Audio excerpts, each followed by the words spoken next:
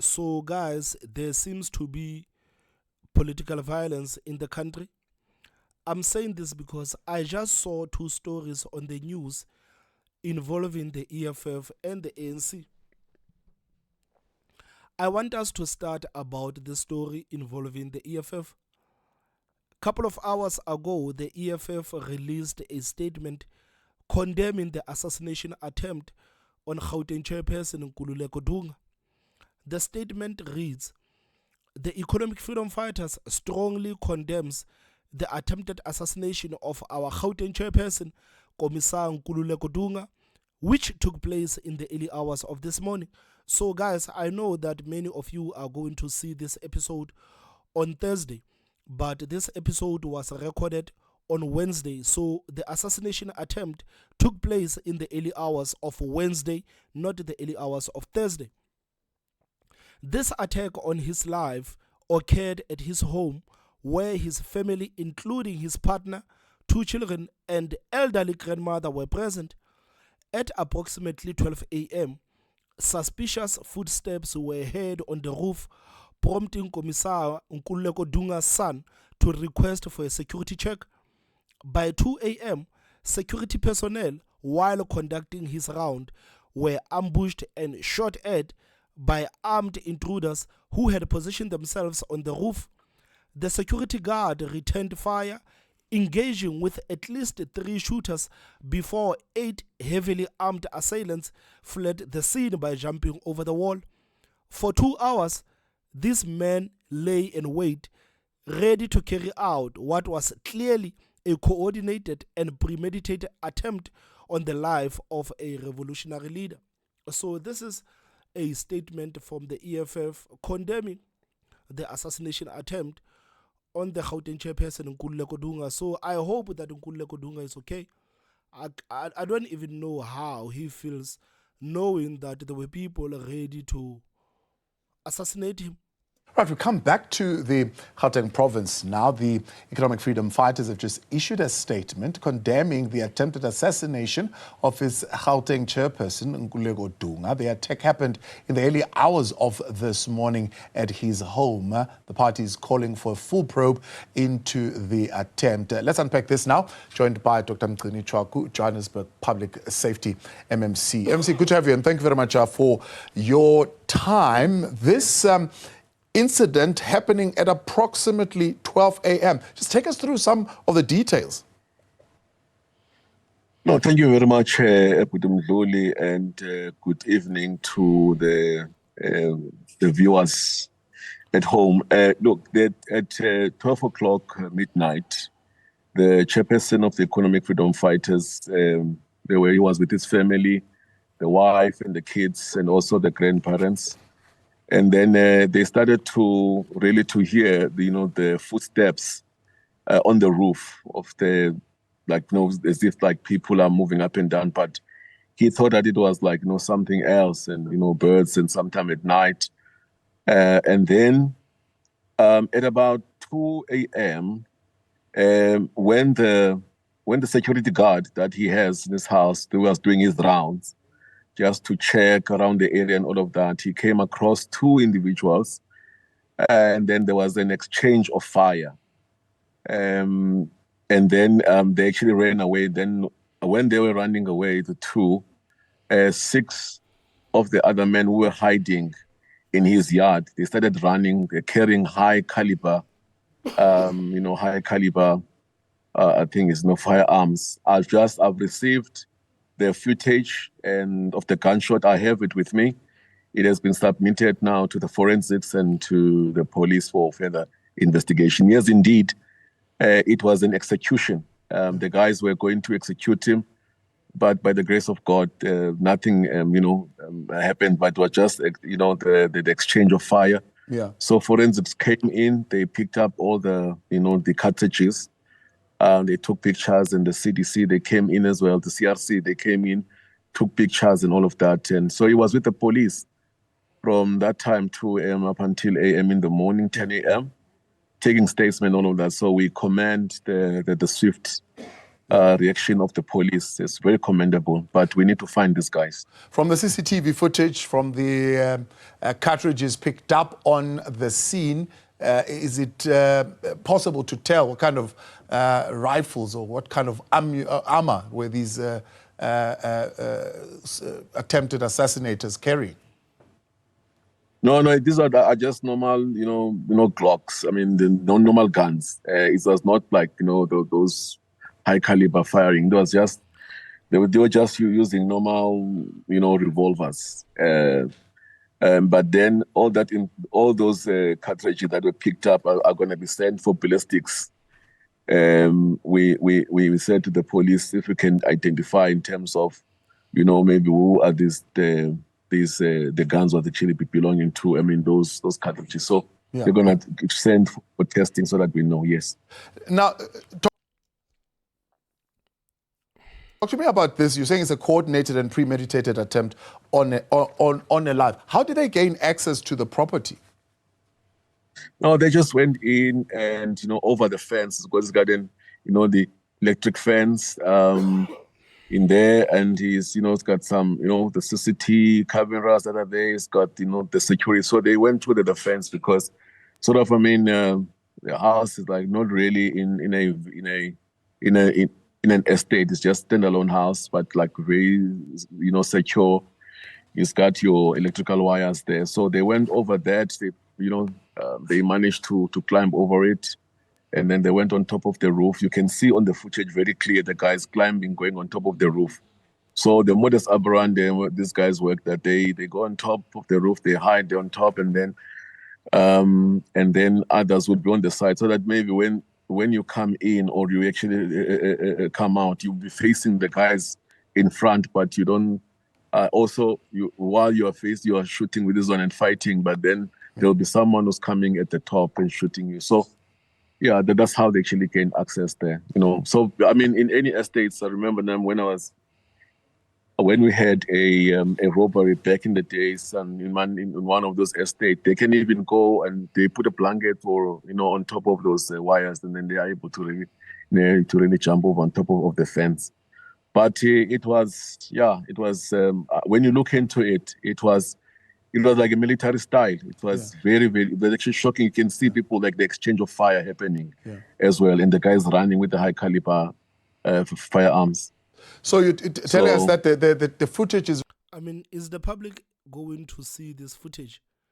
Revealing that these people would have been on the property for 2 hours, lying low, ready to attack. Yes. You can see in terms of the difference in hours as well. And then what is so shocking as well is that when you look in there are some parts missing, because it looks as if, those cameras, right, they're actually using, some of their Wi-Fi, and some of them that we have, they're using, the SIM card. So they will use a signal jammer so that, you can't see the footage as well. The chairperson was saying to me that there was a time that in his area, for some time, he did not have, any network around the area. So these guys were, the professionals. They actually were there, to say, to execute and make sure that it is done. Yeah. So it was actually by like that. Yes, the security there is quite secure. The people are. As he's updating us there on the.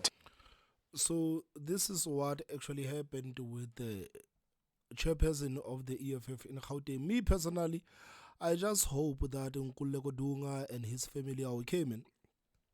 I just hope they are okay, man. I cannot even imagine how you could feel like knowing that there were people with the guns ready to execute you, or maybe ready to execute you and your whole family. I'm just happy that nothing happened to him.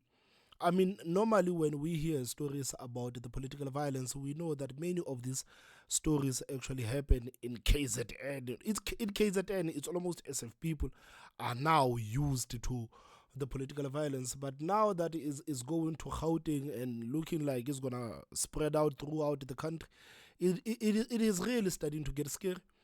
It is really starting to get scary. So, guys, there's a story involving the ANC activist. The ANC activist is recovering in hospital after going live on social media, trying to expose a certain municipality. Guys, let's hear this story. This is one of the craziest stories that I've heard today.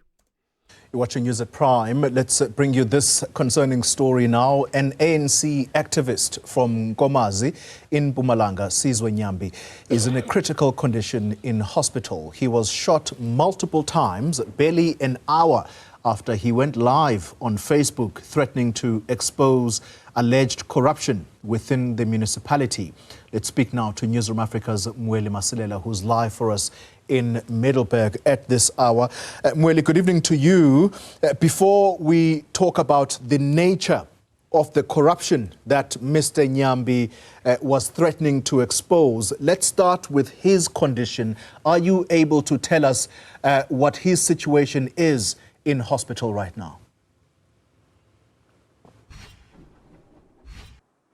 So, Xoli, some of the people I spoke to earlier, those are the people who were called last night to try and assist him. What they told me is that indeed he is in a critical condition, and the situation is not expected to be that much different at the present moment. But what has been happening is that we've been trying to reach out to his family, and it's been difficult. But probably tomorrow we will have someone to talk to. And looking into some of the comments on Facebook, many people wishing him a speedy recovery. There, of course, as expected, different views. Some are saying that those people responsible for this are those who actually want to continue practicing corruption. Of course. And how safe is he in that hospital? How safe is he? Because I'm sure that the people that has shot him, they know which hospital he's at. So how safe is he in that hospital? Because I think maybe these people might want to go to the hospital to finish off the job. Of course, the people that sent those killers to go there and shoot him are the people that are benefiting in corruption, of course. In different areas of government, and specifically at the Nkomazi municipality that he spoke about when he was live on Facebook last night. So we are hoping that indeed tomorrow perhaps Xoli will have more information about his condition. But what we know from the police, they did say that he was shot multiple times, but also some of those people that I spoke to, they were even more specific, saying that he was shot with about 6 to 7 bullets. Some of those bullets going to his head. That is why, man, these people wanted to kill him. 6 or 7 bullets. They wanted to kill him. And again, the guy is in the wrong organization. Like let's be honest. The guy is in a wrong organization to try to speak out about corruption. This is the African National Congress.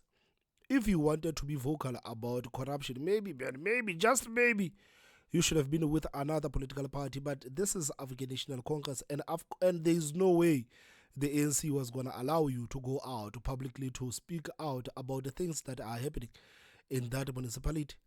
So speaking out against corruption while you are the member of the African National Congress, I don't know, man. that's why then they are saying that it might be difficult for him to recover very soon. Absolutely shocking news. Mweli, let's talk about what he was threatening to expose, therefore, the nature of the corruption. What did he say exactly?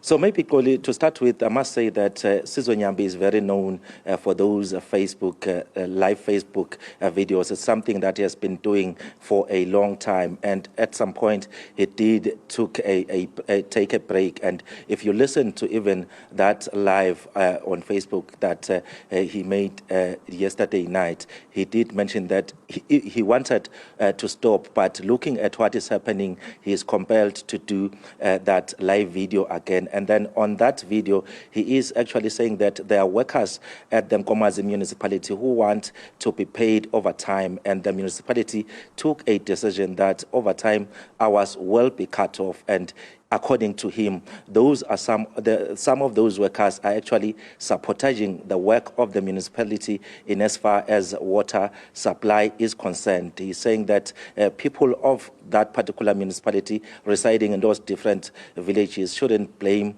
councillors or some of the leaders at the municipality in as far as the issue of supply of water is concerned. Instead, he's pointing to some of those workers who actually have been protesting at some point at the Nkomazi municipality. And he goes as far as saying that there are trucks that are responsible for the distribution of water that are belonging to the municipality. He is claiming that some of those workers are actually not taking the water to people who are actually in need. Instead, they are now selling the water. And he even said if people want evidence, he's prepared to give out that evidence. He even said that on his birthday, the 4th of August, he saw someone delivering water in his area at around 6 a.m. And he's saying that those are some of the people that are actually responsible for selling the water. And when you look at that live that he did yesterday, it was about 9 p.m. And the incident, according to the police, it happened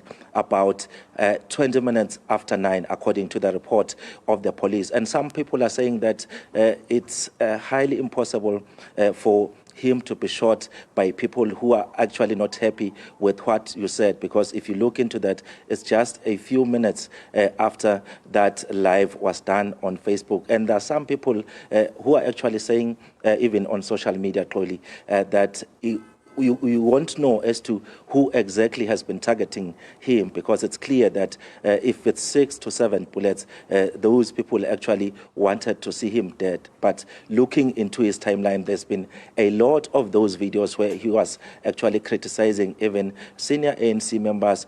Also, when you are looking into government, there have been senior government officials that have been criticized. So he's known for that. So that is why then some people are saying that maybe it's not about that live video on Facebook. It was something else that happened earlier. When you look at his timeline, there's been those live Facebook videos that he has been doing. And ANC, man, ANC is such a weird organization, man. You would think by now the ANC would be out condemning this violent act towards this person. I mean, like the ANC right now, they are talking about renewal and how the party should be tough on corruption. And now the people are being shot at for speaking out about corruption. And the same ANC is saying nothing. You would actually expect the ANC nationally to come out and say that we condemn this barbaric act towards this ANC activist, because right now the ANC is working towards the renewal, and this is one of our soldiers. This is someone who is actually against corruption, and he's speaking out against corruption. And we, as the ANC, we condemn those people who actually took part in this barbaric act. The African National Congress is going to help the family to actually find who shot at this person. You would expect the ANC to say that. You would expect the ANC to say that, but now the ANC is not even saying anything. The ANC is not even saying anything. So, like, it makes you wonder, man, how serious are these people about this renewal that they always talk about? How serious is the ANC about renewal? How serious is the ANC about tackling corruption? How serious are they? Or is this just a talking point that they will always spew out to South Africans? But when it really comes to acting against corruption, this is something that the party is unable to do. Where is the ANC when its people are being treated like this? Very serious allegations that he clearly would have been making during that live Facebook chat, because if it's got to do with water infrastructure being sabotaged in order for people to then bring in water tankers, these are water tenders, in order to distribute water at a cost, that obviously speaks to people doing something that is obviously wrong for financial benefit. Did the ANC in the province say anything about his shooting? Have they issued a statement at all, Mweli? Not at the present moment. I tried to speak to. These people are hopeless, man. ANC is hopeless. I'm telling you. ANC is hopeless. Not at the present moment. I tried to speak to the spokesperson of the ANC in the province, Sasakane Manzini. He's saying that as much as they would like to comment, but they believe that at this particular moment, this matter must be dealt with by the police as well. I mean, like, of course, the matter should be dealt with by the police, but why can't they just release a statement condemning this act? Why can't they just release a statement condemning this act? Well as perhaps the MEC for Community Safety in the province, Jackie Masia. So they are saying that they want to give them that space. If then there's something that has to do with the ANC as far as this incident is concerned, they will at a later stage comment. But just to give you some background, when you look into the issue of Sizwe Nyambi, well, some people are saying that he's not someone who is actually something very big within the ANC. But what we know is that he was once the chairperson of a branch, which is Ward 28, from the area where he's coming from, which is Skumansdal. We also know that he was at some point where he was studying at the Tshwane University of Technology. So Soshanguve Kembas was also president of the Students' Representative Council there, and he was very active trying to champion those issues of students, affecting students in that particular university. And when you look at the issue of his community, where he comes from, at the recent moment, he was someone who was very busy engaging with business people who actually donated some funds for him to buy tanks that he actually installed in different parts of his community, because he was saying that he does want to see people of his community actually having access to clean drinking water. And he's complaining about these water trucks from the municipality in that live video, saying that these trucks are not even now prepared to deliver water in those tanks that he bought with the assistance of those business people. He's actually saying that that is something that is uncalled for. That is why then he believes that the leadership of the municipality should take action, because as a community activist and also a member of the ANC Youth League, he's one person who's leading from the front, trying to make sure that people are assisted. But now those water trucks are not actually delivering the water as expected. Instead, these people, as per his words, are now selling the water to community members, which is something he's actually saying that it should be attended to by the leadership of the municipality as well as the provincial government at large.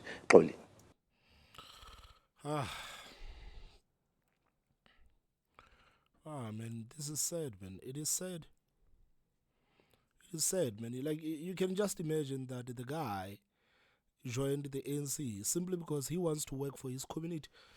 He wants to work for his community. So, unfortunately, the political party that he has just joined is the African National Congress. So, there is nothing to be said about the ANC. There is nothing to be said about the ANC. Can you just imagine the ANC there in Mpumalanga? They are saying, no, we cannot even release a statement because we want to give the police their space to do their work. I mean, they cannot even release a statement condemning the shooting of an ANC activist. They cannot release a statement saying that the African National Congress does not condone what happened to this activist. The African National Congress is against the political shootings. The African National Congress is against the political violence against its members and the members of the country. They cannot even release a statement saying that. They cannot even release a statement saying that these people should not even be taken seriously. They should be not. Like, it's really sad, man. It's really sad. Like I said, man, I hope that the EFF's chairperson, Nkululeko Dunga, and his family, I hope that they are okay. I hope that the police is going to be able to actually identify those people who tried to assassinate him. And again, when it comes to this guy, Nyambi from Mpumalanga, I hope that the police is going to help you. But the political party that you are working for, this is not it. This is not it. Guys, please tell me what you think on the comment section. Don't forget to hit that like button, and the most important part, subscribe. My name is Thomas Maba, so I will see you next time. Bye-bye.